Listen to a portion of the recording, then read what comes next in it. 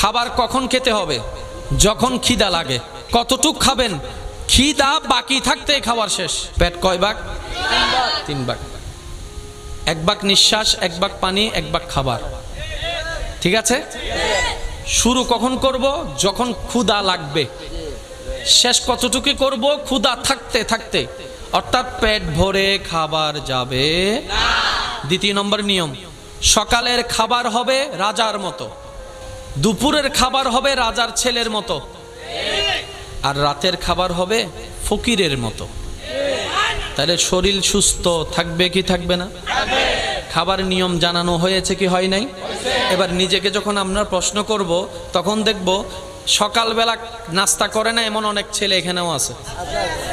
আছে আছে? হাত তুলতে বলবো না, ওই এমনি তুলে ফেলতেছে আমার ভাইয়েরা। ইসলাম বলে, ডাক্তার বলে, চিকিৎসা বলে, সকালের খাবার ভালো করে খাও। সকাল মানে 12টা 11টা নয়, বেশিরভাগের তো সকাল হয় আল্লাহ দিলে। সকাল বেলার খাবার রাজার মতো যদি সুস্থ থাকতে চাও। দুপুরের খাবারটা একটু কমিয়ে দাও যদি সুস্থ থাকতে চাও। আর রাতের খাবারটা মোটামুটি এশারের টাইমের আশেপাশে খেয়ে নাও, অল্প করে খাও, যেন শেষ রাতে তোমার ক্ষুধা লাগে। ওই ক্ষুধাটাই তোমার শরীরের ভিতরের সমস্ত কার্যক্রমকে নতুনভাবে অ্যাক্টিভ করবে। সকালে নাস্তা খাওয়ার সাথে সাথে খাবারের মজাটাও পাবা, ক্ষুধা নিবারণ করার স্বাদও পাবা, সারাদিন কাজ করার এনার্জিও পেয়ে যাবা। সুবহান। সিস্টেম আছে না নাই? বলেন, সিস্টেম আছে না নাই? আমরা পালন করতে জানি। এবার আওয়াজ দিয়ে বলেন, দোষ কাদের? দোষ কাদের? আমরা রাতে এমন ভাবে খাই। এবার বলেন, রাত্রে খাওয়ার পরে কিছুক্ষণ কি করতে হবে? বলি একটু কষ্ট করে। দুপুরে খাওয়ার পরে একটু দুপুরে খাওয়ার পর অল্প সময় যে আরামটা করতে হয়, আমার শিক্ষিত সমাজের ভাইয়েরা আমার চাইতে আরো ভালো জানে। শরীরের ঘুমের একটা এনার্জির দরকার। তো অনেক সময় ঘুম পারফেক্ট হয় না, কিন্তু কাজে চলে যেতে হয়। কিন্তু কাজে গিয়েও ওই ঘুমের কারণে আর কাজ করতে পারা যায় না। তখন ওই ব্যক্তিরা একটা ঘুম ঘুমায়, যে ঘুমটা হয় 3-4 মিনিট, 5 মিনিট, 10 মিনিটের, কিন্তু সেই ঘুমটা ঘুম থেকে উঠার পরে মনে হয় যেন 4-5 ঘন্টা ঘুমাইছি। অনেকে চেয়ারে বসে ঘুমায় না, অনেকে দেখবেন টেবিলের উপর হাত রেখে একটু ঘুমায়, কাস্টমার আসলে আবার উঠে যায়। এই 5-10 মিনিটের ঘুমে শরীরকে নতুনভাবে রেস্টার করে। চিকিৎসা বিজ্ঞানের ভাষায় এটাকে বলা হয় পাওয়ার ন্যাপ। একই ঘুমের কথা 1450 বছর আগে আল্লাহ নবীকে দিয়ে জানাই দিয়েছেন। ওই ঘুমকে বলা হয় দুপুরের পরে, খাবারের পরে কাইলুলা ঘুম। সুবহান। ইসলামকে আমরা বুঝতে জানিনি, বুঝার চেষ্টা কখনো করিনি। ব্যর্থতা আমাদের।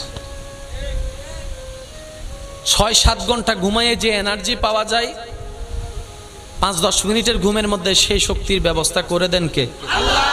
আল্লাহ পাক বলে যে আমি বান্দা তোমাদেরকে ঘুমের ব্যবস্থা করে দিলাম।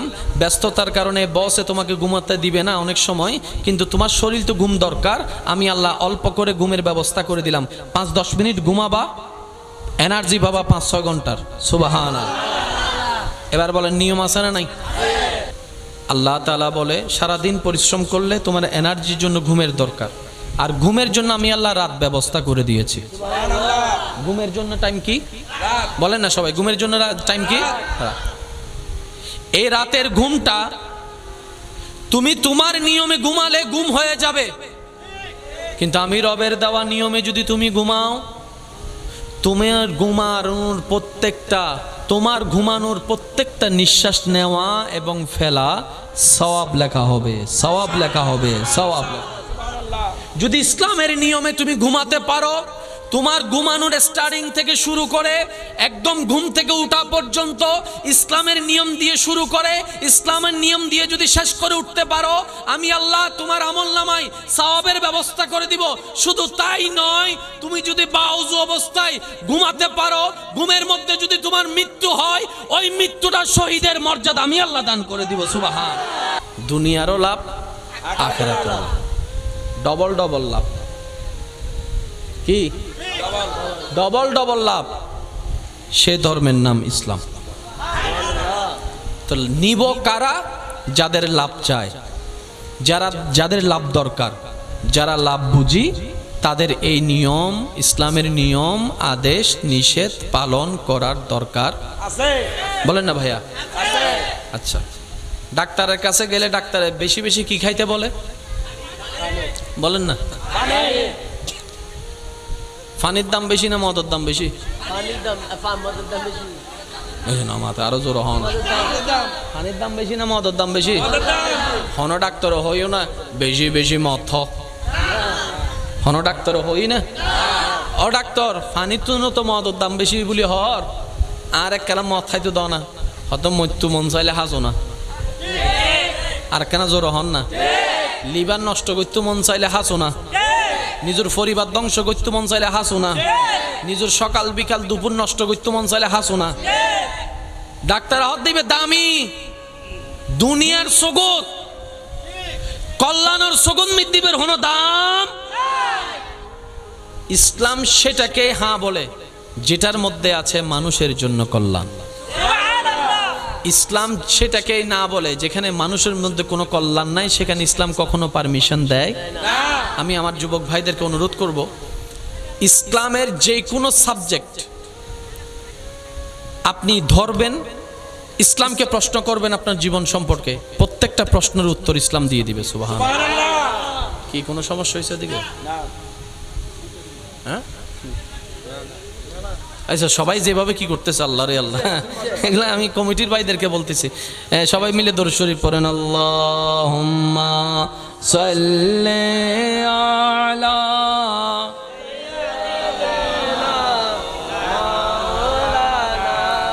মুহাম্মাদ ওয়া আলা আলি মাওলানা। जग में जब आए मोहम्मद, इस्लाम जिंदा हो गए। जग में जब आए मोहम्मद, इस्लाम जिंदा। भूतों ने सब कलमा पढ़ा, काफिर मुसलमान हो गए। जग में जब आए मोहम्मद, इस्लाम जिंदा हो गए। अल्लाहुम्मा सल्ले अला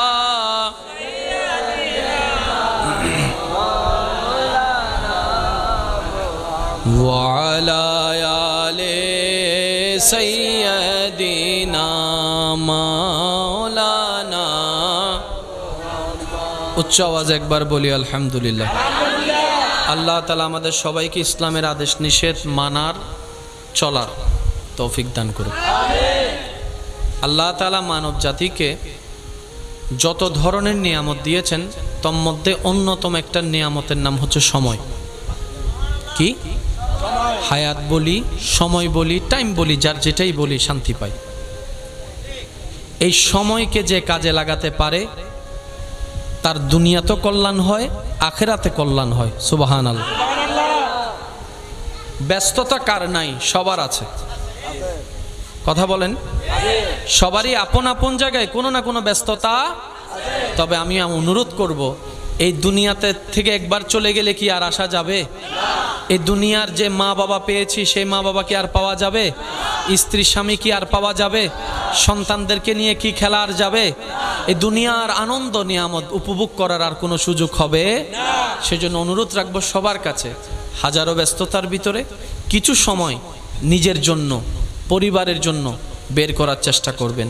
কিছু সময় নিজেকে চিনার জন্য সময় দেওয়ার চেষ্টা করবেন। একাকিত্ব থাকার চেষ্টা করবেন। একাকীভাবে নিজেকে প্রশ্ন করার চেষ্টা করবেন, আমার কোন কোন দিকে কমতি আছে যেগুলো শুধরাইলে আমি আল্লাহর প্রিয় বান্দা হতে পারবো। সুবহানাল্লাহ। একটু সময় দিবেন নিজের রাগ কন্ট্রোল করার জন্য, একটু সময় দিবেন নিজের অভিযোগকে মিটানোর জন্য, একটু সময় দিবেন নিজেকে আফসোস থেকে বের করে আনার জন্য, একটু সময় দিবেন রবের দরবারে শুকরিয়া করে রবকে খুশি করার জন্য। সুবহান। দরকার আছে না নাই? কারণ সময় দাতাকে যদি আপনি খুশি করতে পারেন, সময়ে বরকত এনে দিবেন কে? আর আমাদের সবার সময়ের মধ্যে বরকতের দরকার আছে। এবার আমি মূল আলোচনার দিকে যাচ্ছি, যেটা না বললেই এই জিনিসগুলা বোঝা সম্ভবপর ছিল না। আমি বেসিকটা তৈরি করতে পেরেছি বলে আমার মনে হয়। আল্লাহ পাক আমাদের সবাইকে মনে রাখার তৌফিক দান করুন। ইমানদার ভাইয়েরা, ধর্মের নাম কি বলেছিলাম? আপনি আমি থাকলেও ইসলাম থাকবে, আপনি আমি না থাকলেও ইসলাম থাকবে। ইসলাম কখনো মানুষের ধার। মনে রাখবেন, এই ইসলাম কোনো নতুন ধর্ম নয়। এই ইসলাম শুরু হয়েছে আদম নবী থেকে, পরিপূর্ণ হয়েছে আমাদের নবীর বেলায় এসে। সুবহানাল্লাহর জোরে। পৃথিবীর সর্বপ্রথম ধর্মের নাম ইসলাম। কারণ পৃথিবীতে আদম নবীর আগে আর কেউ ছিল? ওই আদম নবীর যেটা সেটাই তো প্রথম। আদম নবীকে জিজ্ঞেস করেন, উনি বলবে লা ইলাহা ইল্লাল্লাহ। সুবহানাল্লাহ। ওই ইসলামের জগতে সময়ে সময়ে যুগে যুগে আল্লাহ তাআলা হিকমতে পৃথিবীর ধারে পৃথিবীর বুকে নবী রাসূলকে পাঠিয়েছেন। সেই ধারাবাহিকতায় আস্তে আস্তে আস্তে আস্তে আস্তে সবার শেষে তিনিই এসেছেন। সবার শেষে আল্লাহ ওনাকেই পাঠিয়েছেন, যিনি সমস্ত নবীদের ইমাম সরতাজ। সুবহান। ভাগ্য গুণে যে নবীর উম্মতের খাতায় আপনার আমার মতো গুনাহগার উম্মতের নাম লেখা হয়েছে, সেই নবী কেমন? আল্লাহু আকবার। বাবা একটু মনোযোগ।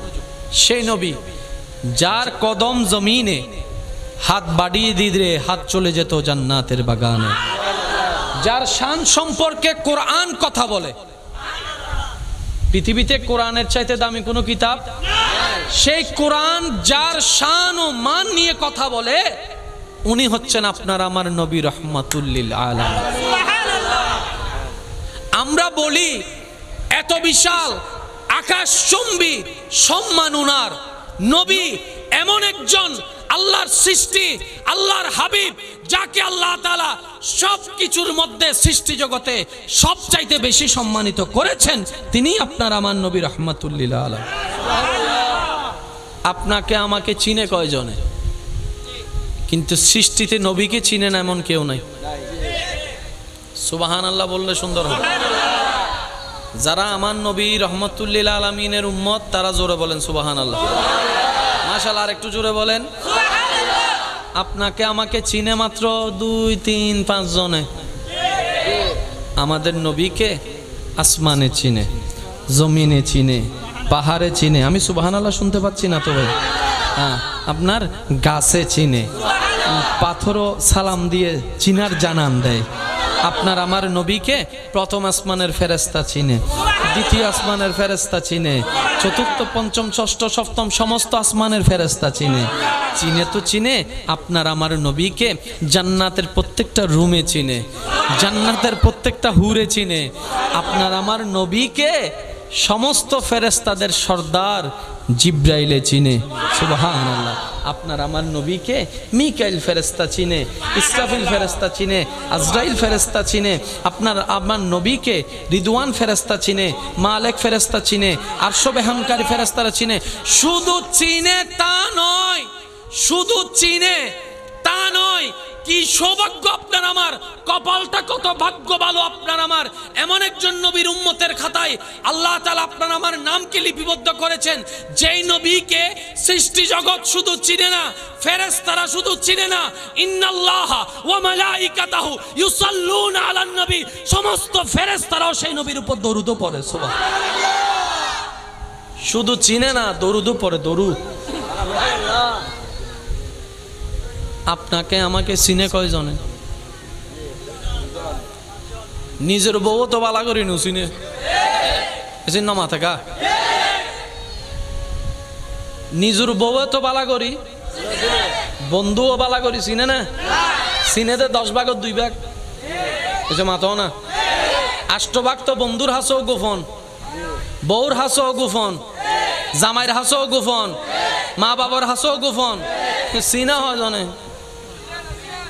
আর আজকাল তো চিনি বেললে হত দইলে বেজ্জুত বানা হাম চলের, শুধু একখানা মানুষের হাসে পরিচিত হই বেললাই।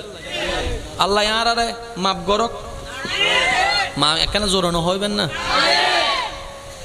আমাদের নবীকে সৃষ্টি জগতের সবাই চিনে, শুধু চিনে না সবাই মানে, শুধু মানে না সবাই মোহাব্বত করে, শুধু মোহাব্বত করে না ভাই, নবীর উপর দরুদ পড়ে, সালাম পড়ে, সুবহান। এই নবীটা কাদের নবী? আওয়াজটা একটু বড় লাগবে। কাদের নবী? এই নবীটা কাদের নবী? এই নবীটা কাদের নবী? আল্লাহর হাবিব যিনি, ওই নবী কাদের নবী? নবী জগতের ইমাম যিনি, তিনি কাদের নবী? মুক্তাদির অন্য নবী, ইমাম হয়েছেন আমাদের নবী। আল্লাহু আকবার! কি সৌভাগ্য আমাদের, কি সৌভাগ্য! সমস্ত সৃষ্টি নবীকে চিনে। সুবহানাল্লাহ।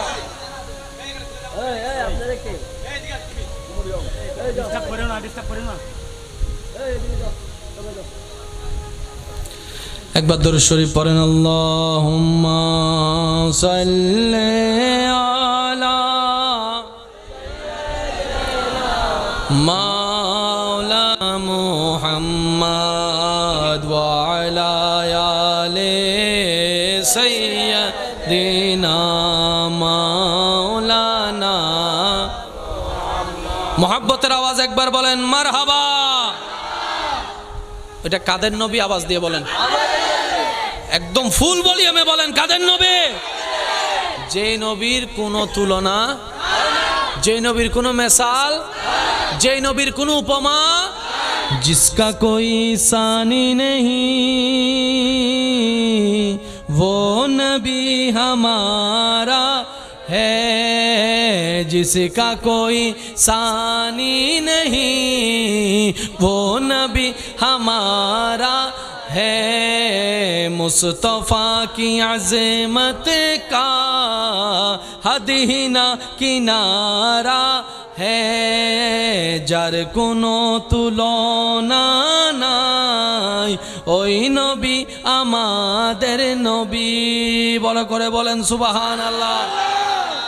সর্বদিকে আল্লাহ পাক যাকে শ্রেষ্ঠ বানিয়েছেন, কিন্তু আমরা বুঝতে পারি না, সে বুঝার জ্ঞান আমাদের, সেই টুক পর্যন্ত যাওয়ার বুঝ আমাদের। এবার আসুন, কোরআন যার প্রশংসা করে তিনি আপনার আমার নবী রাহমাতুল লিল আলামিন। আল্লাহ যাকে বানিয়েছেন সবার আগে, পাঠিয়েছেন সবার পরে। সুবহানাল্লাহ। এগুলো বুঝার মতো বিষয়, যেগুলো বুঝলে মনে বসলে আপনার ঈমান শক্ত হবে। শয়তান ঈমান চুরি করার জন্য সর্বদা প্রস্তুত। সে যেহেতু চুরি করতে প্রস্তুত, আমাদেরকে হেফাজত করার জন্য প্রস্তুত থাকতে হবে।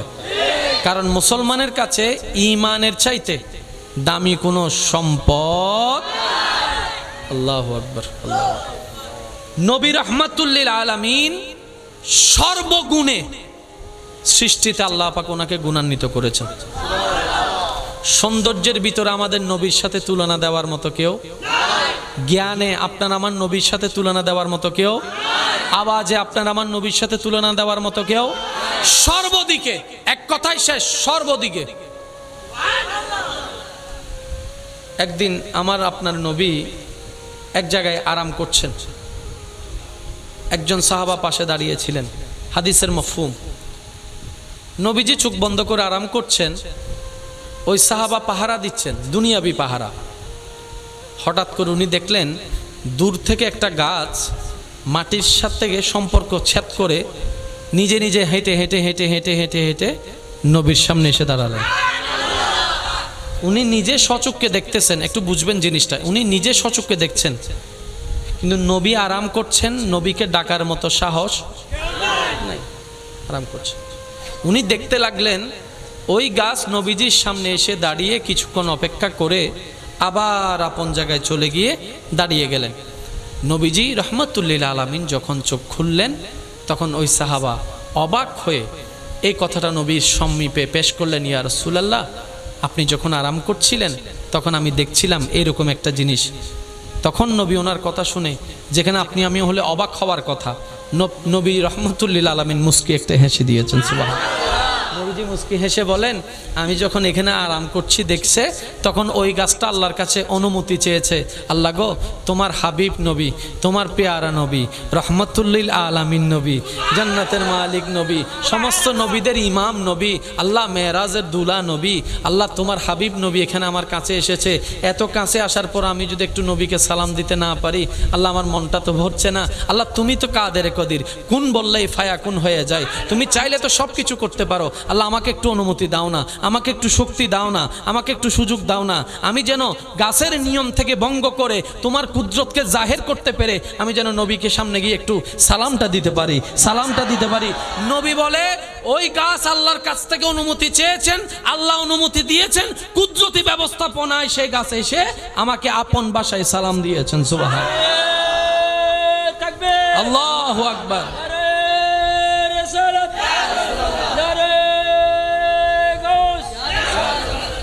উচ্চ আওয়াজ একবার বলেন সুবহানাল্লাহ।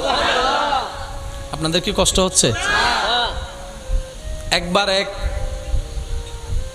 দুশমনে মরা প্রাণী একটা আনছে নবীর কাছে। কি প্রাণী? যে প্রাণী কথা তো প্রাণীরা তো বলেই না, সে নড়াচড়াও করতে পারে না, কারণ মরা। এসে আপনার আমার নবীর সামনে রেখে বলতেছে ওদের ভাষায়, যেটা আপনার আমার পক্ষে উচ্চারণ করা সম্ভব, নবীর নাম মোবারক ধরে বলতেছেন, আপনি যদি সত্যি নবী হন, আপনি যদি সত্যি নবী হন, তাহলে এই মরাটারে জিন্দা করে দেখান। কারণ তারাও জানতো যারা নবী, আল্লাহর কাছের প্রিয় বান্দা, ওনারা কথা বললে, ওনারা কিছু চাইলে আল্লাহ কখনো ফেরত দেয় না। আর আল্লাহর পক্ষে মরা জিন্দা করা কোনো ব্যাপারই না, এটা ওরাও জানতো। তো নবী কি সত্য নাকি মিথ্যা এটা যাচাই করার জন্য আসলো মৃত প্রাণী নিয়ে। নবীজির সামনে রাখার পরে নবীজি একটু মুস্কি হেসে ওই প্রাণীর দিকে তাকালেন। দিল তো বলে উঠলো যা বলার, সাথে সাথে নিষ্প্রাণ প্রাণীর ভিতর প্রাণ চলে আসলো। তার দাবি ছিল মরাকে জিন্দা করা, মৃতকে জিন্দা করা, এতটুক দাবি ছিল। কিন্তু সেখানে ঘটনা এর চাইতে আরো 2 গুণ এগিয়ে গেল। ওই মৃত প্রাণী জীবিত হওয়ার পরে আল্লাহর হুকুমে ওই প্রাণীর মুখের জবান খুলে গেল। জবান খুলে বলে, আশহাদু আন লা ইলাহা ইল্লাল্লাহ, আমার আপনার নবীর নবী হওয়ার সাক্ষ্য ওই প্রাণীটাই দিয়ে দিল। ঘটনা ঘটাই দিলেন কে?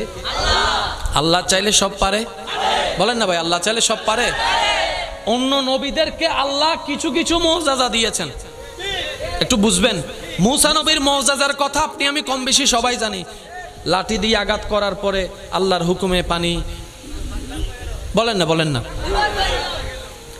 পাথরের মধ্যে লাঠি দিয়ে বাড়ি দেওয়ার সাথে সাথে পাথর থেকে পানি বের হওয়া শুরু হলো।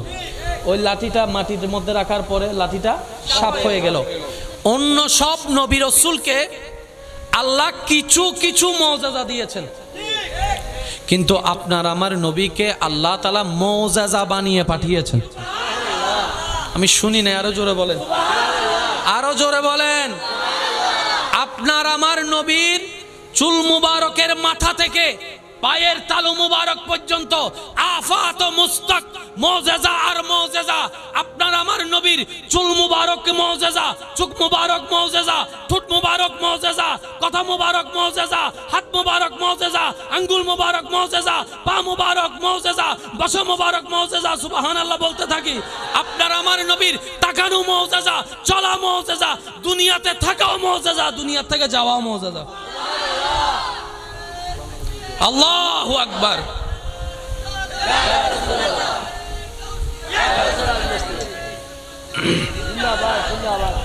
এই নবীটা কাদের নবী? একটু সবাই বলে কাদের নবী? আমাদের নবী। যে নবীর কোনো তুলনা। আসুন ভাইয়েরা, মনোযোগ আছে তো সবার ইনশাআল্লাহ? নবীজির সাথে সাহাবায়ে কেরাম যুদ্ধ থেকে ফিরছেন, এক জায়গায় আরাম করছেন। যতজন সাহাবা ছিল ওনাদের খাবার পানি আর অজুর পানির দরকার আছে না নাই?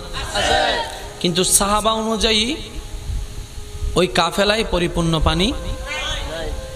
তো সাহাবায়ে কেরাম এসে নবীজির দরবারে নবীজির কদমে আরজ রাখলেন, ইয়া রাসূলুল্লাহ, আমরা যতজন আছি অজু তো দূরের কথা, সবার খাবার পানিও আমাদের কাছে, এখন আমরা কি করব? রাসূল পাক সাল্লাল্লাহু আলাইহি ওয়াসাল্লাম বললেন, হে আমার সাহাবারা, পানির বাটিটা নিয়ে আসো। যে পাত্রে পানি আছে ওই বাটিটা নিয়ে আসো। নবীজির হুকুমে বাটি নিয়ে আসা হলো। আপনার আমার নবী নবুয়তের হাত ওই বাটিতে রাখলেন। শুনি নাই? বাটিতে পানির পাত্রে আল্লাহর হুকুমে নবী রাহমাতুল লিল আলামিন হাত রাখার সাথে সাথে নবীজির আঙ্গুল মোবারক থেকে পানি বের হওয়া শুরু হলো। পানি বের।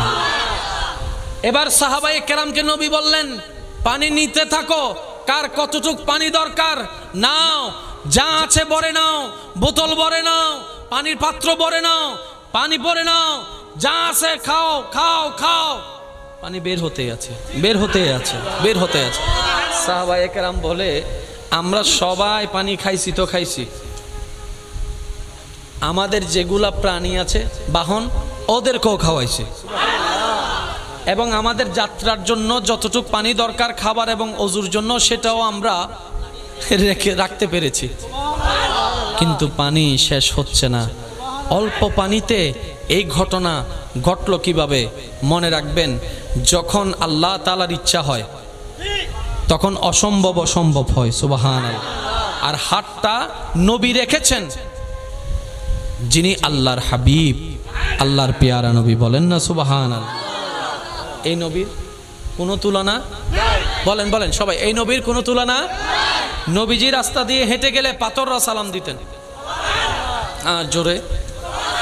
এটা আপনার আমার কাছে অবাক্কর মনে হলেও আশেকদের কাছে, ইমানদারের কাছে এটা অবাক্কর বিষয় নয়। যেই নবীকে সালাম দিতে এসেছে জিবরাইলের মতো ফেরেশতা, যেই নবীর দরবারে আজরাইলের মতো ফেরেশতা সালাম দেওয়া ছাড়া, অনুমতি নেওয়া ছাড়া ঢুকতে পারে নাই, এটাই হচ্ছে দরবারে মুস্তাফা সাল্লাল্লাহু আলাইহি ওয়াসাল্লাম।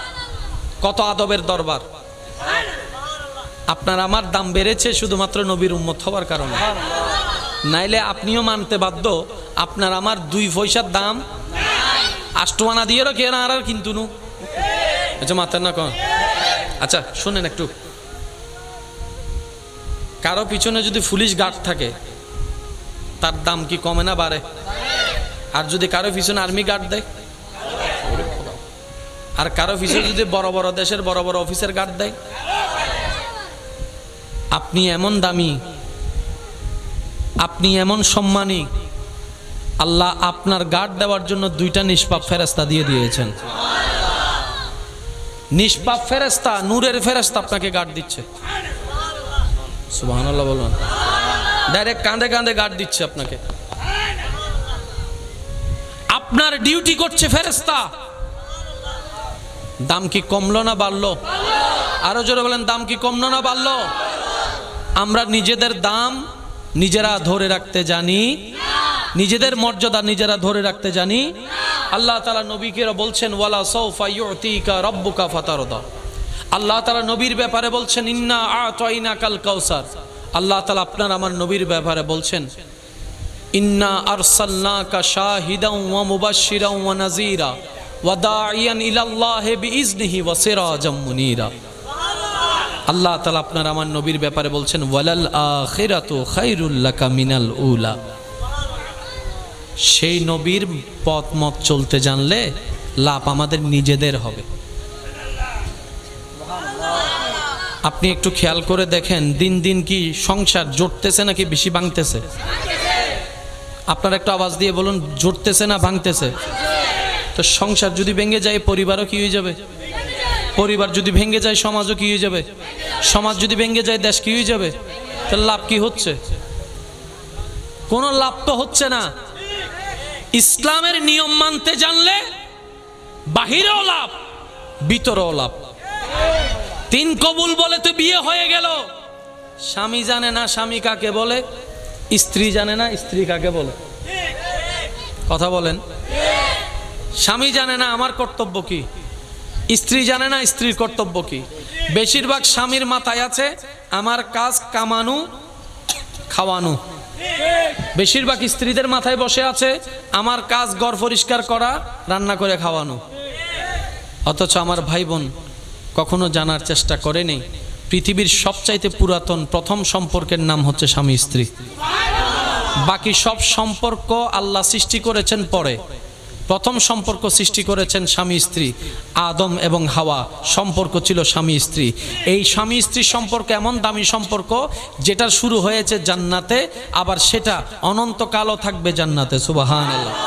নবী বলছেন, আল্লাহ বলছেন কোরআনুল কারীমে, স্বামীর জন্য স্ত্রী পোশাক, স্ত্রীর জন্য স্বামী পোশাক। পোশাক মানে কি?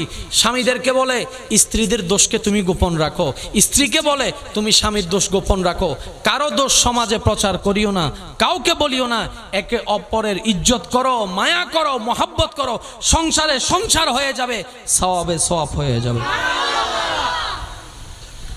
আপনার আমার ঘরে যে মা বোনেরা রান্না করে, এই রান্না করার কারণে সওয়াব পায়। সুবহানাল্লাহ বলেন।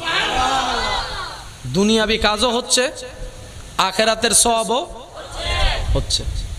লাভ হচ্ছে না লস? বলেন না সবাই, লাভ হচ্ছে না লস?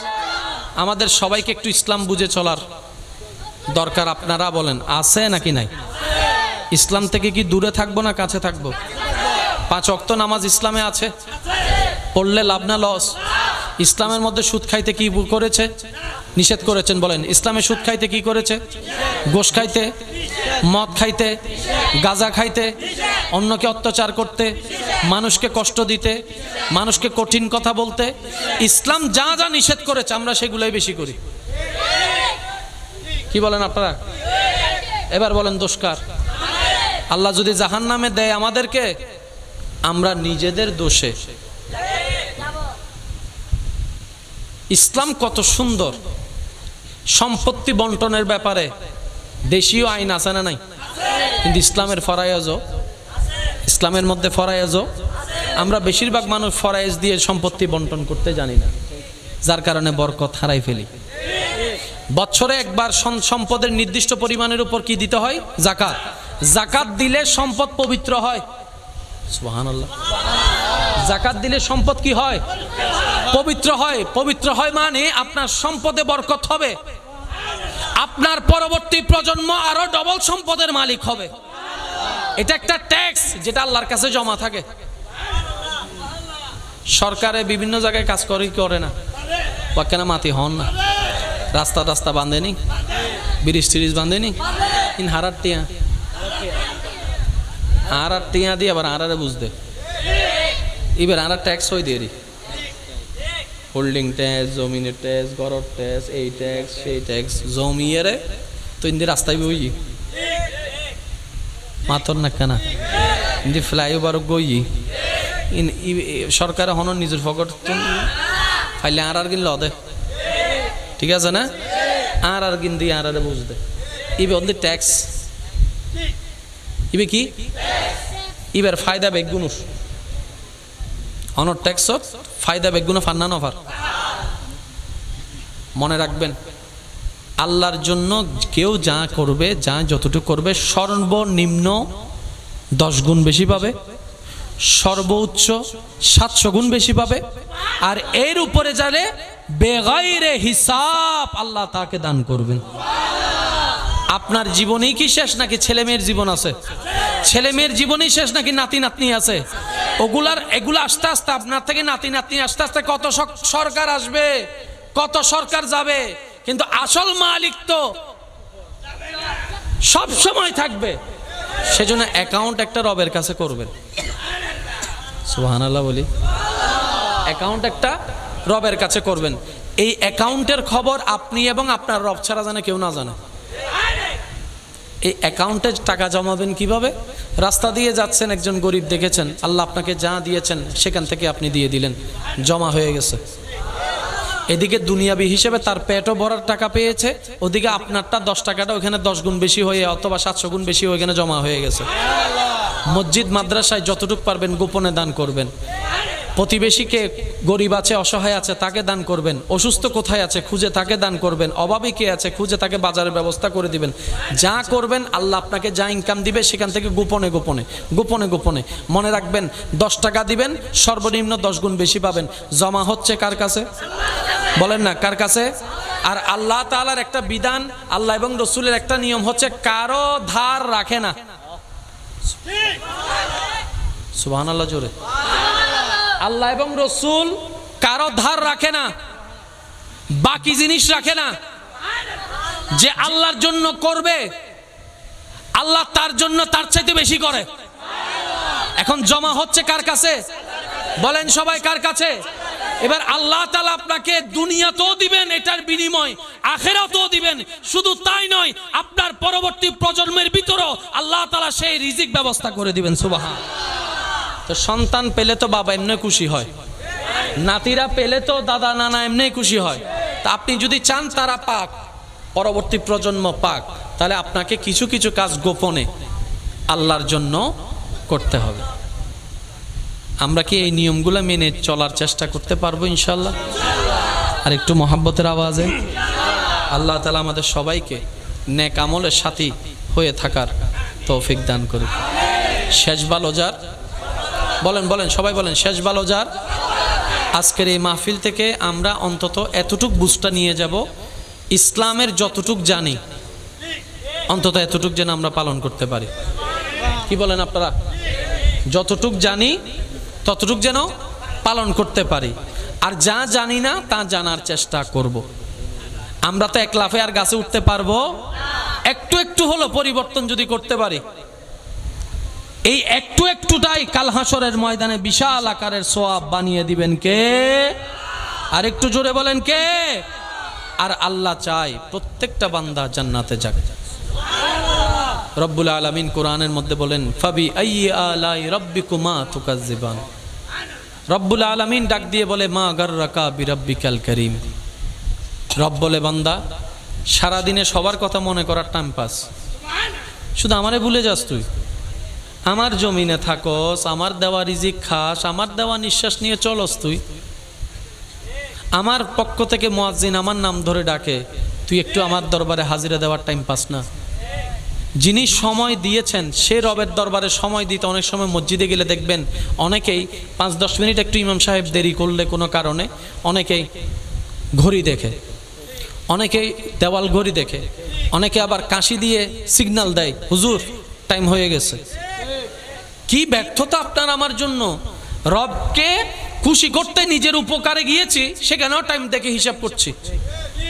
মনে রাখবেন, আপনি আমি যেরকম সময় দেখে হিসাব করে করে রবকে সময় দেওয়ার চেষ্টা করি, রব যদি এরকম সময়ের হিসাব নেওয়া শুরু করে, সব শেষ হয়ে যাবে। আপনি আমি পার পাওয়ার কোনো সুযোগ। দুনিয়ার কষ্ট অনেক বিশাল মনে হয়, কিন্তু যখন মরণের কষ্ট অনুভব হওয়া শুরু হবে, তখন সারা দুনিয়ার সবার কষ্ট আপনার কাছে কিঞ্চিত পরিমাণও কষ্ট মনে হবে না। মৃত্যু এত ভয়ানক, মৃত্যু সমস্ত কষ্টের লেভেলের বাহিরের কষ্ট। সেখানে যদি রবের রহমত না থাকে, ওই কষ্ট থেকে বাঁচার কোনো সুযোগ, বলেন না বাঁচার কোনো সুযোগ। যিনি সময় দিয়েছেন মন ভরে ওনার জন্য সময় দেন, উনি আপনার সময়ও বরকত দিবে, রিজিকে তো বরকত দিবে, হাসরের ময়দানে আপনার রাস্তাও সহজ করে দিবেন। সুবহানাল্লাহ। 5 ওয়াক্ত নামাজের দরকার, বড়দেরকে সম্মান, ছোটদেরকে স্নেহ করার দরকার। আর একটু জোরে বলেন না, আছে না নাই? আজকে থেকে আপনি আমি গুনাহ থেকে বাঁচার চেষ্টা করব। সবাই বলি ইনশাআল্লাহ। যে হক পায় তাকে হক দিয়ে দেওয়ার চেষ্টা করব। জায়গা পাইলে জায়গা, টাকা পাইলে টাকা। যদি দেওয়ার সামর্থ্য না থাকে, সামনাসামনি গিয়ে অন্তত মাপ চেয়ে নেবেন। কারণ দুনিয়াতে মাপ পাওয়া যত সহজ, হাসরে মাপ পাওয়া তার চাইতে 1000 গুণ বেশি কঠিন। আমরা কি রকম বোকা জানেন? আচ্ছা, টাকা ধার নিয়ে টাকা দিচ্ছি না, সে টাকা কি নিয়ে কবরে যেতে পারবো? জমিন নিয়ে জামিলা, জমিন নিয়ে কি কবরে যেতে পারবো? তো কোনো কিছু নিয়ে তো কবরে যেতে পারছি না। তো খামাখা নিজের পায়ে নিজে কোরাল মেরে লাভ কি? আপনি আমি 2 নম্বরই করে কামাইলাম, পরবর্তী প্রজন্মরা খাবে, আমি তো আর খেতে পারবো না। 5 তলা বিল্ডিং আপনি বানাইছেন, থাকতে পারবেন না, ছেলে মেয়েরা থাকবে। আর যদি ভাগ্য খারাপ হয় সেটা এখান থেকে অনেকে ওদেরকে বের করে দিবে, অন্যরা দখল করে নিবে, তখন কি করবেন? সেজন্য জিম্মাদারিটা রাখতে হবে কার কাছে? এই যে আপনারা বলি না ইন্স্যুরেন্স, বলে না ইন্স্যুরেন্স আছে না? ইন্স্যুরেন্স মানে কি? এক কথাই বুঝেন, আপনার যদি পা ভেঙে যায় দিবে দেরি ওই আর বদ্দা হর এনে দিব দেরি ঘুরাইতে ঘুরাইতে জোর হন না, ঘুরাইতে ঘুরাইতে এনে আয়ের এন বাবা হবুদ এখন দি ফেলার, ঠিক আছে না? কিন্তু যাতে দিবে টাইম ইয়াতে নাই, আর বদ্ধকলর হত এবেলে খেয়াল করেন। ইন্স্যুরেন্সের দরকার আছে না নাই? ইন্স্যুরেন্স করলে আল্লাহর কাছে করেন। এখানে ইন্স্যুরেন্স করলে দিতে হয়, ওখানে ইন্স্যুরেন্স করার জন্য, এখানে ইন্স্যুরেন্স করার জন্য ফর্ম পূরণ করতে হয়, ওখানে ইন্স্যুরেন্স করার জন্য নিয়ত করতে হয়, নিয়ত করলে হয়ে যাবে। আপনি শুধু আপনার ইনকামকে কয়েক ভাগে ভাগ করবেন।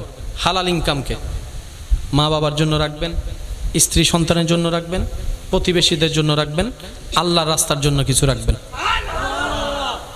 বুঝাতে পারছি কথা? আপনি যা ওখানে ইনভেস্ট করবেন, সন্তানের জন্য, স্ত্রীর জন্য, পরিবারের জন্য, মা বাবার জন্য, আত্মীয় স্বজনের জন্য, আল্লাহর রাস্তায় দিন যেগুলো ইসলামিক কাজ আছে এগুলোর জন্য, সব কিছু জমা হবে ওখানে। এবার আপনি দিচ্ছেন আপনার স্ত্রীকে, এটা আপনার স্ত্রী, কিন্তু জমা হচ্ছে ওখানে। এবার বলেন লাভ কি একটু নাকি ডবল লাভ? এদিকেও লাভ, ওদিকেও লাভ। রব বলে নাই আমাকে দে, রব বলে যে ক্ষুধার্ত কে আছে খুঁজে দেখ, আমার ক্ষুধার্ত বান্দাকে খাবার দে। কে তৃষ্ণার্ত আছে, বুকে তৃষ্ণা, খুঁজে দেখ বান্দা, আমার তৃষ্ণার্ত বান্দাকে একটু পানির ব্যবস্থা করে দেয়। একটু দেখ না তোর চোখটা খুলে, কে আছে তোর প্রতিবেশীর ভিতরে যার ঘরে কোনো বাজার নাই, একটু বাজারের ব্যবস্থা করে দে। একটু খোঁজ নে না কার চোখ থেকে পানি পড়ছে, সান্ত্বনা দেওয়ার কেউ নাই, একটু পাশে দাঁড়া, সান্ত্বনার ব্যবস্থা করে দে। বান্দারে একটু খুঁজে দেখ কে আছে অসুস্থ, একটু সেবার ব্যবস্থা কর, আমি আল্লাহ খুশি হয়ে যাব। মনে রাখ বান্দা, রব বলে মনে রাখিস বান্দা, তুই আমার বান্দার জন্য, সৃষ্টির জন্য যা করবি সব আমি রবের জন্য করা হয়ে যাবে। সুবহান। আর আমি কারো কিছু বাকি রাখি, তো তুই যেহেতু আমার জন্য করেছিস, আমি সেটা 10 গুণ বেশি করে আমি আল্লাহ তোকে দান করে দিব। সুবহান। সেজন্য চট্টগ্রামের ভাষায় একটা কথা আছে, দানে দন নহমে, শ্রীরঙ্গ কল হদেরি, দানে দন নহমে। 100 টিয়া তুন 50 টিয়া দিলে ফগরত দেখা যাবে যে হমি গিয়ে 50 টিয়া আছে, কিন্তু আল্লাহ রহমতর চশমা দিয়ে যেতে চাইবেন, দেবেন দে 50 বে 500 কি। সুবহানাল্লাহ। আরেকখান আসতে হন, আরেকখান আসতে হন। আল্লাহর জন্য করলে কখনো লস। তবে একটা কথা মনে রাখবেন, এটা একটু শুনতে মানতে কষ্ট হলেও মেনে নেওয়া দরকার। এই পৃথিবীতে যতদিন থাকবেন, যতজনের উপকার করবেন, উপকার করার আগে মনে মনে চিন্তা করবেন সে আমাকে একদিন লাথি মারবে এই সুযোগ পেলে। আপনি যারই উপকার করবেন এটা মাথায় বসায় ফেলেন, সে সুযোগ পেলে পিছনে পিঠে দ্বিধাবোধ করবে। যাকে আপনি গর্ত থেকে টেনে তুলবেন হাত দিয়ে, সে একদিন আপনাকে ল্যাং মেরে গর্তে ফেলার চেষ্টা করবেই করবে। কারণ এটা পৃথিবী, এটা দুনিয়া, এটা জান্নাত নয়। দুনিয়াতে চিরস্থায়ী সুখ বলতে কোনো শব্দ নাই, দুনিয়াতে চিরস্থায়ী শান্তি বলে কোনো শব্দ নাই। সেজন্য মুমিনরা বড় বুদ্ধিমান। মুমিনরা বলে কান্না করি আর হাসি, দুনিয়ার টাইম তো চলে যাচ্ছেই যাবে।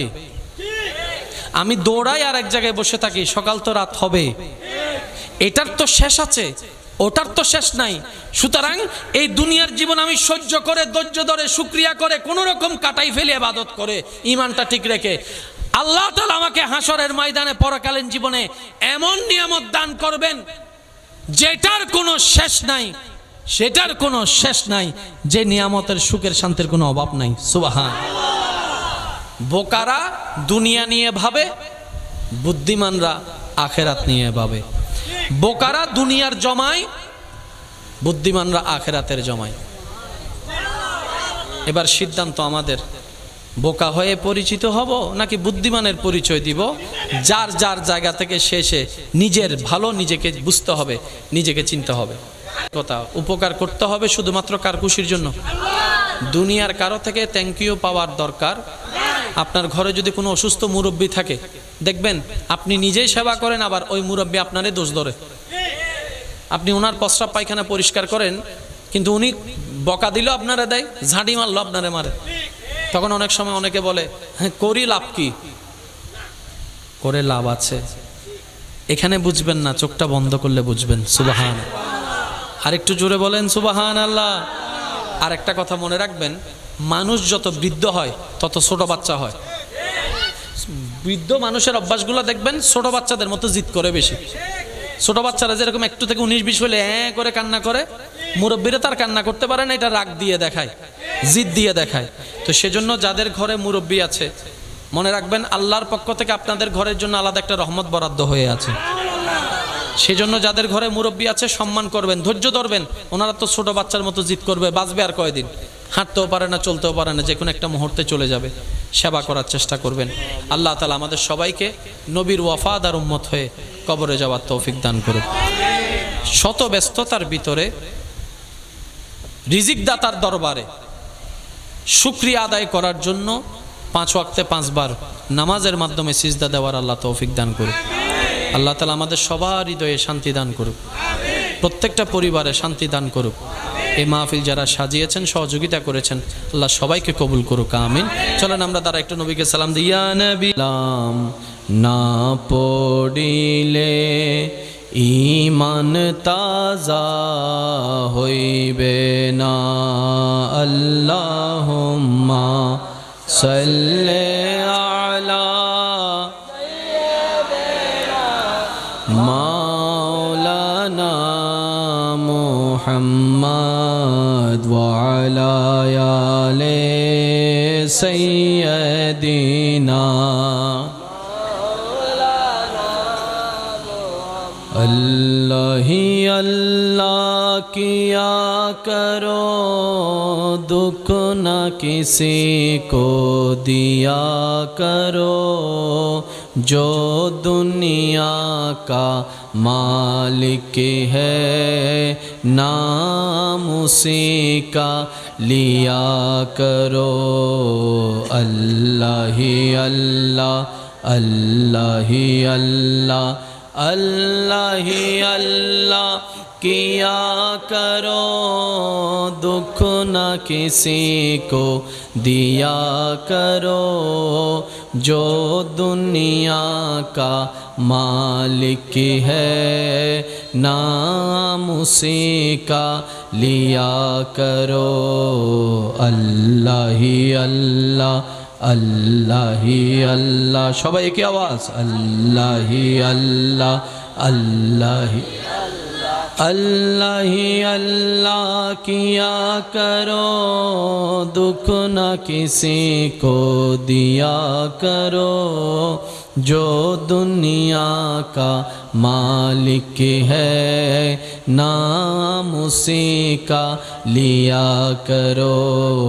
अल्लाह ही अल्लाह, अल्लाह ही अल्लाह, अल्लाह ही अल्लाह। ত্রিভুবনের প্রিয় মুহাম্মদ এলো রে দুনিয়ায়, রে সাগরে দেখবি যদি আয়, রে সাগরে আকাশ বাতাস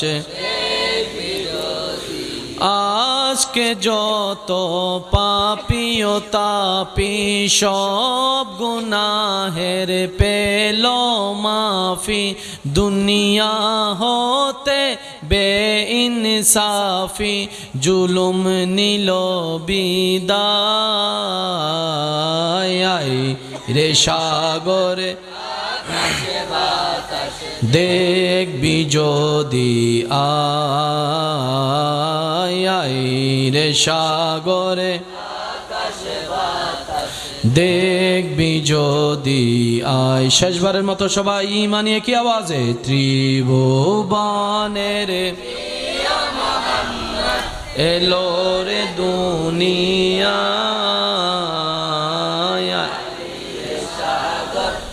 আকাশ বাতাস দেখবি যদি আয় রে সাগরে, আকাশ বাতাস দেখবি যদি আয়। অধ্যকার মুহাম্মদিয়া বাকলিয়া হাউজিং সোসাইটি ও এলাকাবাসীর আয়োজনে আজকের এই সজ্জিত পবিত্র ঈদে মিলাদুন্নবী, সবাই বলি সাল্লাল্লাহু আলাইহি ওয়াসাল্লাম, ও ফাতিহা ইয়াজদাহুম উপলক্ষে আয়োজিত এই মাহফিলের মান্যবর প্রধান আলোচক, কোরআন সুন্নাহর আলোকে এতক্ষণ পর্যন্ত যিনি খেদমত নিবেদন করেছেন, সুন্নিয়তের উজ্জ্বল নক্ষত্র, রৌনকে আহলে সুন্নাত, রৌনকে মিল্লাত, হযরতুল আল্লাম জনাব মাওলানা মুফতি মুহাম্মদ মিজানুর রহমান আল কাদেরী মাদ্দাজিল্লুহুল আলী সাহেব তকরীরের খেদমত আরও নিবেদন করেছেন।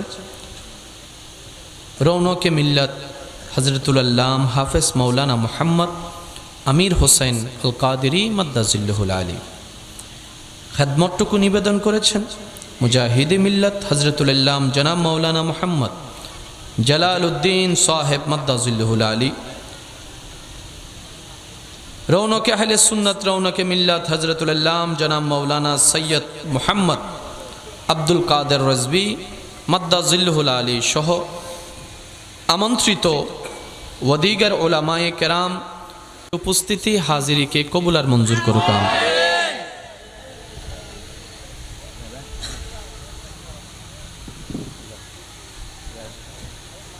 আল্লাহ তাআলা আমাদেরকে একটা ধর্ম দান করেছেন দয়া করে, সে ধর্মের নাম সবাই একটু আওয়াজ দিয়ে বলুন তো, সে ধর্মের নাম কি? ইসলাম ধর্ম কি? ইসলাম ধর্ম কেন? এটার উপকার কি? কয়টা কথা? একটা কথা মাথায় রাখবেন, মনে রাখবেন, ধর্ম সাজিয়ে দিয়েছেন আল্লাহ কাদের জন্য? উত্তর মানুষের জন্য। কি লাভ এতে? এটা যদি মানুষ নিতে পারে, নেওয়ার মতো, পালন করতে পারে, পালন করার মতো, তাহলে সেই মানুষের জন্য কল্যাণ হবে দুনিয়ার জীবনে এবং আখিরাতের জীবনে। সুবহান।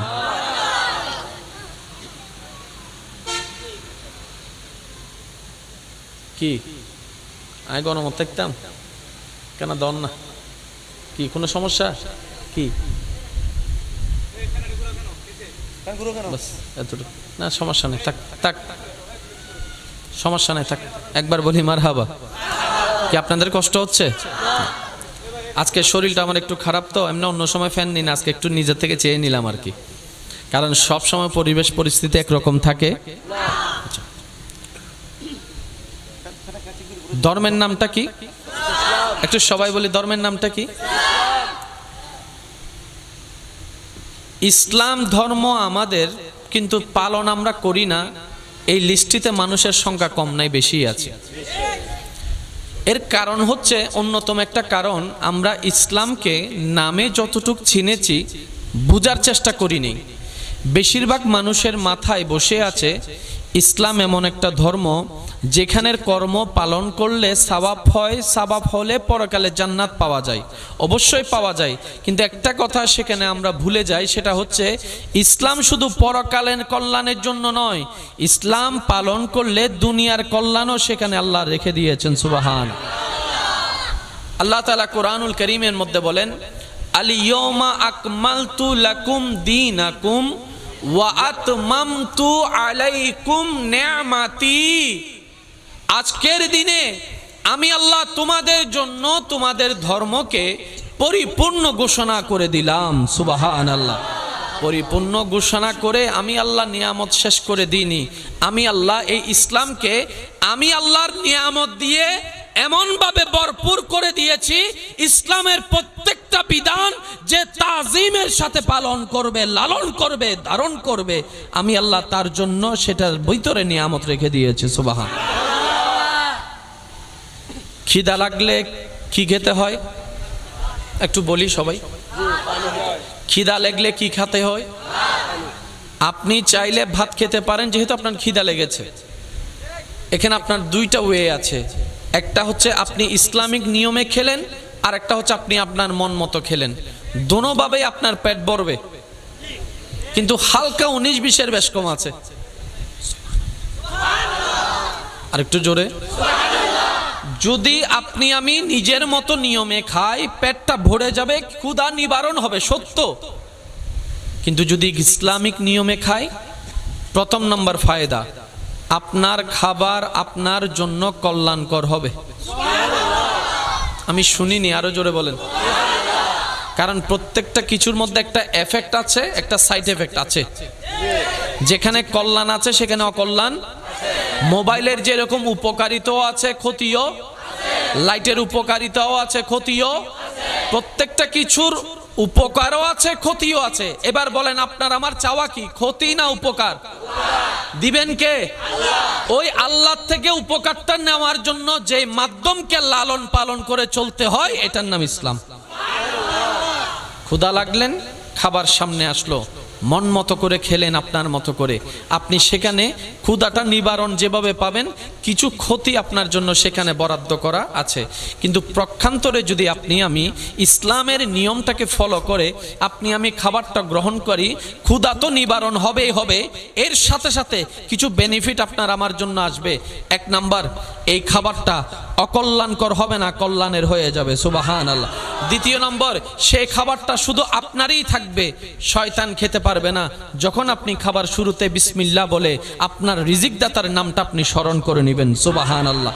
তৃতীয় নম্বর উপকার, এই খাবার থেকে অর্জন হওয়া শক্তি, রক্ত, আপনার শরীরের ক্যালসিয়ামগুলা আপনাকে ইবাদতের দিকে, মানুষের কল্যাণের দিকে, সৃষ্টির সেবার দিকে নিয়ে যাবে, উত্তম মানুষ হতে সুবিধা করবে, সাহায্য করবে। সুবহানাল্লাহ।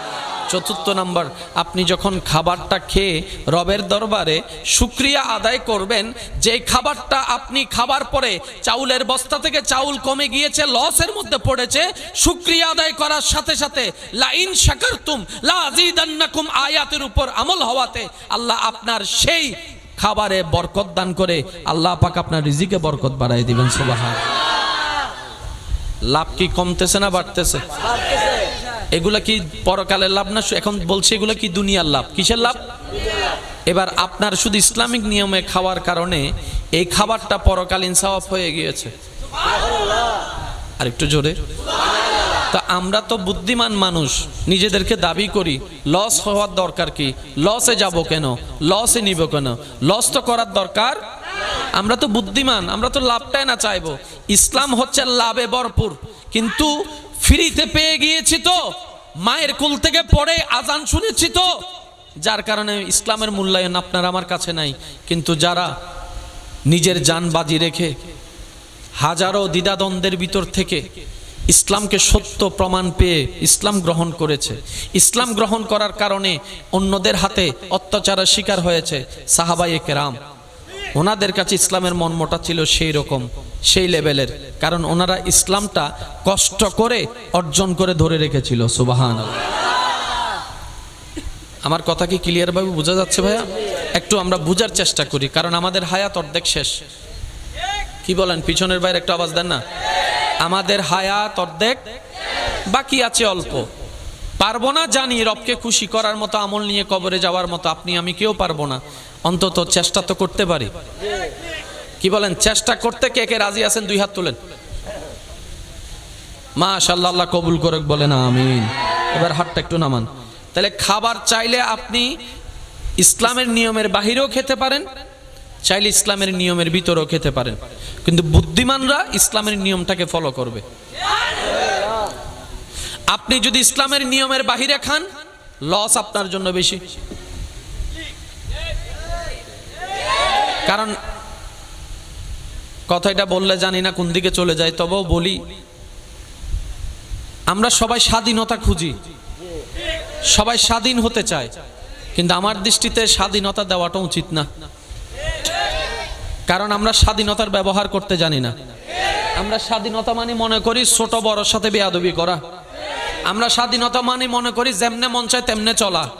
আমরা স্বাধীনতা মানে মনে করি যা ইচ্ছা তা করা। আমরা স্বাধীনতা মানে মনে করি তারকে অন্যজনকে মেরে নাকটা ফাটাই দেওয়া।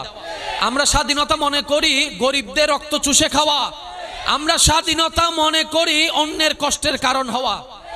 তো স্বাধীনতা দরকার কাদের? মনে রাখবেন, যারা নেককার মানুষ তাদের স্বাধীনতা দেওয়া উত্তম।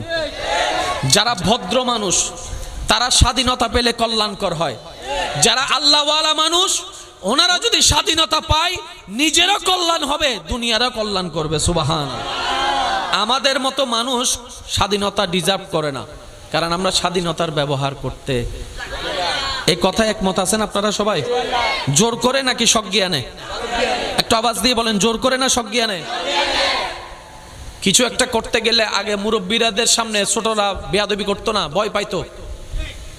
এখন যদি মুরব্বীরা কাউকে ডাক দেয়, প্রথম কথাই বলে আর বাবর টিয়া দিয়ে আই হায় তোমার কি? এই স্বাধীনতা দেওয়া কি ঠিক হয়েছে? একটু জোরে বলেন, ঠিক হয়েছে? আমার মুরব্বীরা এখানে স্টেজে বসা অনেক বয়োজ্যেষ্ঠ মানুষ আছেন। আগে শিক্ষক দেখলে ছাত্ররা সাইকেল থেকে নেমে এক কোনায় চলে যেত, ঠিক? এখন শিক্ষকের সামনে দাঁড়ায় সেলফি তুলে শিক্ষকের কাঁধের উপর হাত তুলে দিচ্ছি আমরা। আবার শিক্ষককে যদি পরীক্ষার হলে যদি খাতা টাতা নিয়ে ফেলে বেয়াদবিও করতে আমরা দ্বিধাবোধ। যে দিন থেকে ব্যাত উঠে গেছে, কথা বলেন না ভাই, যে দিন থেকে শিক্ষকের হাত থেকে ব্যাত উঠে গেছে আমরাও কেমন জানি বেয়াদব হয়ে গেছি। স্বাধীনতা আসলে কাদের দরকার? যারা নেককার, যাদের মন সুন্দর, চিন্তা সুন্দর। আমাদের মতো অভদ্রদেরকে স্বাধীনতা দিলে পুরা পৃথিবী ধ্বংস এমনি হয়ে যাবে।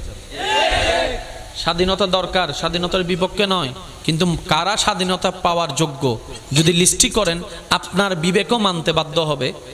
যারার মন চিন্তা সুন্দর, নিয়ত সুন্দর, তাদের স্বাধীনতা পাওয়া দরকার। কথা বলেন ঠিক কি না? আল্লাহ তাআলা আমাদেরকে একটু বুঝার তৌফিক দান করুন। এখন হতান হই দিয়ে এক মিককে টিকটক ফেসবুকে যাই হুককে যাই হইন্য পারি। এত আবার বর্তমান সময় লাগাই দিতে পারে না পারে। ওই 5 সেকেন্ড 10 সেকেন্ড হারিয়ে রে উবেরে বাস মারজি, উবেরে গুতো মারজি। আল্লাহ হনকে যাইতাম আবার আর হলো ইন্ন করজুন। আল্লাহ আমাদের সবাইকে বুঝার তৌফিক দান করুন। তাহলে ইসলাম মানলে লাভ কাদের? আওয়াজটা একটু বড় করে দেন। ইসলাম মানলে লাভ কাদের? দুনিয়াতেও লাভ। আচ্ছা, দিন দিন মানুষ সুস্থ হচ্ছে না অসুস্থ হচ্ছে?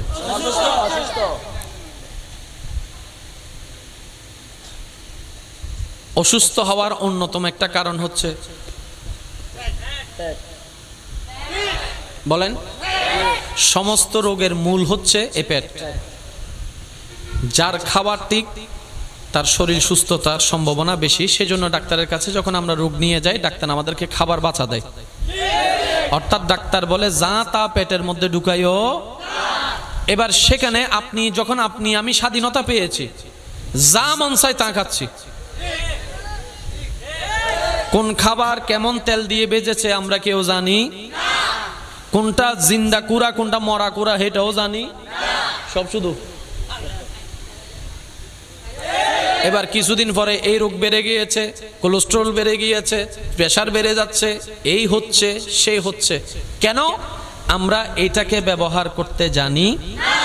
এবার বলেন, নিজে সুস্থ থাকার জন্য পেটকে কন্ট্রোল করার দরকার আছে না নাই? আবার পেটকে খাবার দেওয়ার দরকার আছে না নাই? তো এটাকে কতটুক দিলে কল্যাণকর হবে এটা আসল জানবে কে? যে বানাইছে। উনি ছাড়া তো আর কেউ জানবে? এবার সেই আল্লাহ যে ধর্মে এই নিয়ম জানিয়ে দিয়েছেন, এটাই হচ্ছে ইন্নাদ-দীনা ইনদাল্লাহিল ইসলাম। এবার আল্লাহ পাক বলছেন, বান্দা পেট দিয়েছি, খাবারও আমি দিব, কিন্তু খাবার দায়িত্বটা তোর। হাত দিয়ে দিয়েছে খাবার জন্য, খাবার দায়িত্ব তোর, কিন্তু আমি আল্লাহ তোকে পরামর্শ দিলাম পেটকে 3 ভাগ করবি। পেটের 1 ভাগ থাকবে খাবার, 1 ভাগ থাকবে পানি, আর 1 ভাগ থাকবে খালি। আবার বলছে, একটু খেয়াল করি আমরা সবাই, যিনি বানিয়েছেন উনি সিস্টেম দিচ্ছেন। আল্লাহ পাক বলে যে আমি এমন ভাবে বানিয়েছি, এই নিয়মে চললে এটা ভালো থাকবে। আল্লাহর নিয়মটা কি? 1 ভাগ থাকবে হালাল খাবার, 1 ভাগ থাকবে পানি, আর 1 ভাগ থাকবে খালি। এবার সত্যি করে বলেন, এই নিয়মে কি আমরা খাওয়া দাওয়া করি? আমি সবার আবার শুনি নাই, আরো জোরে বলতে হবে। এবার বলেন, দোষ কাদের? দোষ কাদের? বানানেওয়ালা সিস্টেম বলে দিয়েছে কি দেয় নাই? জানাই দিছে কি দেয় নাই? বলে দিছে কি দেয় নাই? কিন্তু আমরা নিয়ম পালন করতে পারি? আমরা কি করি? 3 ভাগের 2 ভাগেই আবার সেটাকে লোড করে পানি দিয়ে বোঝানো হদে হদয় দূর পর্যন্ত চলে এসে আর হাইতে না হয় না বাজে হয় না, আরো জোরে হন না। রমজান মাস হচ্ছে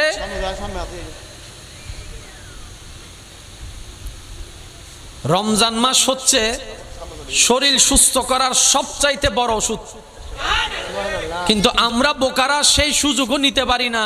সারাদিন উপবাস থেকে শরীরের যত লাভ করি, ইফতারের সময় অনেকে তো নামাজ পর্যন্ত পড়তে পারে না ইফতার করে। এবার বলেন, লাভ করছি না লস করছি? একবার দরুদ শরীফ পড়েন, আল্লাহুম্মা সাল্লি আলা সাইয়্যিদিনা মাওলানা মুহাম্মদ ওয়া আলা আলি সাইয়্যিদিনা মাওলানা। এইবার সিডেঙ্গে আওয়াজ নয়, সাই সিডেঙ্গে আওয়াজ একবার বলেন, আল্লাহুম্মা সাল্লি আলা